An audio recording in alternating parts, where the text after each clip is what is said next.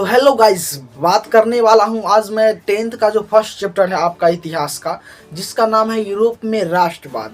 भाई साहब, ये चैप्टर आपको पढ़ना क्यों है? सबसे पहले तो हम जानते हैं, जब हम लोग 10th में जब चैप्टर स्टार्ट करते हैं तो सबसे पहले ये यूरोप के राष्ट्रवाद क्यों पढ़ना पड़ता है, भारत का राष्ट्रवाद क्यों नहीं पढ़ते हैं? ये तो सवाल उठता होगा ना। तो देखो, पहले राष्ट्रवाद समझते होता क्या है। राष्ट्रवाद अगर आप लोग समझ जाओगे तो फिर आप समझ जाओगे कि यह पहले हम लोग को पढ़ना क्यों है।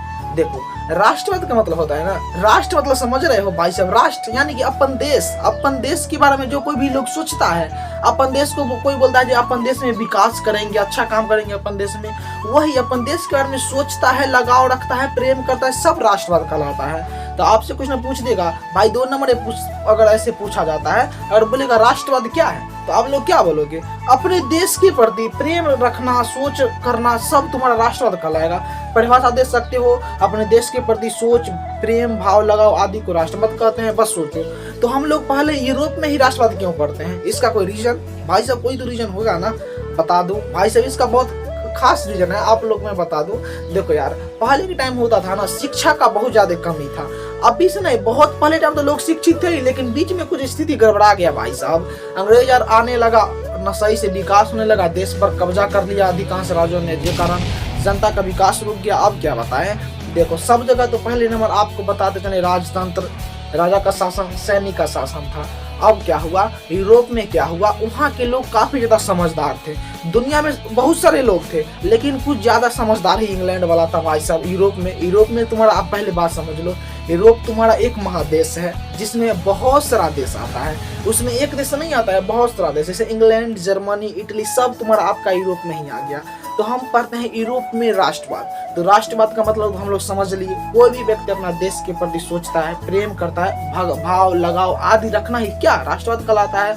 तो अब सबसे पहले पढ़ते हैं कि देखो क्या हुआ। अपन देश भी पहले गुलाम था और यूरोप भी उन लोग के पास भी गुलाम था, वो भी उसको कोई ना कोई कब्जा वो भी देश पर कैले ही था।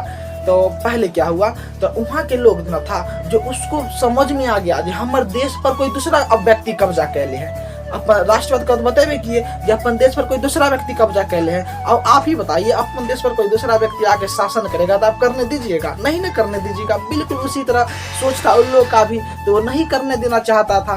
तो वहाँ के जो लेखक थे, जो मान लो जिस व्यक्ति को समझ में न भी आ रहा है जो हमारे देश पर कोई दूसरा कब्जा कैले है, तो वहाँ के लेखक का नाम था ऑस्टन रेनन, सारियू, ये सब लेखक थे। वो अपन बुक और चित्र के माध्यम से ना लोगों को ये बात बताते थे कि आपके देश पर ना कोई राजा शासन कर रहा है, वो भी आपको देश को लूट रहा है। तो उससे बचने के लिए वो क्या कर लिए, अब आपस सब जनता सब इसे बुक पढ़ा, धीरे धीरे जब उसको ज्ञान आया तो जनता लोग बोला सही बात है भाई साहब जी, हमारे देश पर कोई दूसरा कब्जा कर ले है।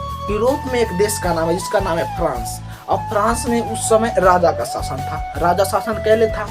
पहले ही बता रहे, पहले तो अधिकांश देश पर राजा ही शासन कैले था, तो उस पर भी राजा शासन कैले था। वो राजा का नाम था लुई 16वां। याद करना तो आसान है, 16 है ना, खाली लुई लगा दो, लुई 16वां। अब देखो लुई 16वां क्या हुआ ना, वहाँ के पूरे जनता लोग मिल गया, बोला कि हमारे देश पर राजा शासन कैले है, एकरा तो मार कर भगा ही देना है, कैसे भी रहे, आज न बिहान मुंगली तुंगली तोड़कर सबको बिगला देंगे। इसलिए सब वहाँ के आदमी सब मिल गया और जनता के भाई साहब पूरे जब आक्रोश आ गया तो जनता और भाई साहब किस में, राजा में लड़ाई होने लगा। अब लड़ाई होगा, बताओ राजा की संख्या कितनी ही रहेगी भाई साहब सैनिक के साथ? अगर पूरे जनता मिल जाएगा तो वहाँ के यहाँ बस 100, 200, हजारों में रहेगा, इधर लाखों में रहेगा। तो हारना तो अप्रूप ही है, राजा का ही होगा। बेचारा राजा को हरा दिया ये सब जनता लोग मिलकर, किया फ्रांस के जनता लोग मिलकर। और उसके बाद भाई साहब उसको बंद कर दिया जेल में, और वहाँ के जो भी राजा शासन कैले था, जो भी अत्याचार करता था, सबको हटाकर अपन शासन लगा दिया। बोला जी आज से हम लोग स्वतंत्र हैं, अपना मन से जैसे मन वैसे शासन करेंगे। कौन? फ्रांस की जनता लोग बोला।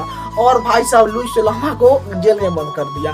और फिर बताते चले वहाँ का जनता का मुंड खनक गया। बोले तो फिर बोला कि भाई ये राजा को रखने से की फायदा है हमारा। 4 साल बाद 1793 में एक फांसी लगा दिया गिलोटीन पर चढ़ाकर। बोला कि रहने से कोई फायदा नहीं राजा का, इसलिए हमारे साथ बहुत अत्याचार ही किया है, इसको इससे चाहे हम हटा ही देते हैं। अब क्या कर दिया, उसको यहाँ से बिगला कर भाई साहब उसको मार ही दिया। बिगलाने का तो बात छोड़ो, अब मार दिया। अब क्या हो गया, फ्रांस में जनता का शासन आ गया। लुई 16वां राजा तो हटा दिया।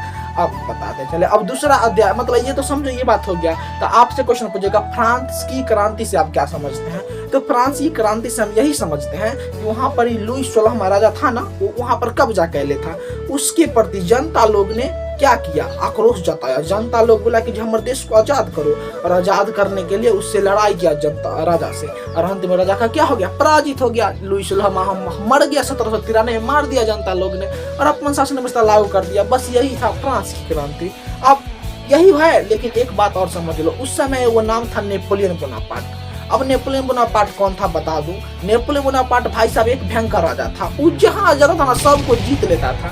अब मान लो हम इस एक देश में जीत लिए, वहाँ के सारा सैनिक आपस में मिला लिए, फिर दूसरा में जीते, फिर सैनिक मिला लिए। इसी तरह उनका सैनिक तो इकट्ठा होते जा रहा था, बहुत सैनिक हो गया, जहाँ जाता वहाँ जीत ही लेता। अब इसी तरह वो फ्रांस में भी आया। जब फ्रांस सब एक चपेट में आया तो फ्रांस तो पहले ही तरह जाकर हटेले था, लेकिन एकरा से फ्रांस वाला जनता युद्ध न किया। काहे युद्ध न किया पता है आप लोगों को? ये नेपोलियन बोनापार्ट था, जहां भी शासन करता था वहां पर जनता को छूट देता था। बोलता है कि हम शासन तो कर रहे हैं, लेकिन तुमको अच्छा तरीके से शासन करेंगे, न दिक्कत देंगे न परेशानी देंगे, बहुत अच्छा से। जनता को बहुत खुश रखता था। तब जनता तो यही चाहता ही था कि हमारा कोई अच्छा से शासन करे, अच्छा से हमारे देश को चलाए। तब बच्चों का सिर्फ विरोध न किया। जब 1799 में जब तुम्हारा कौन नेपोलियन बोनापार्ट आया फ्रांस में, तो युद्ध न करके उसका स्वागत किया।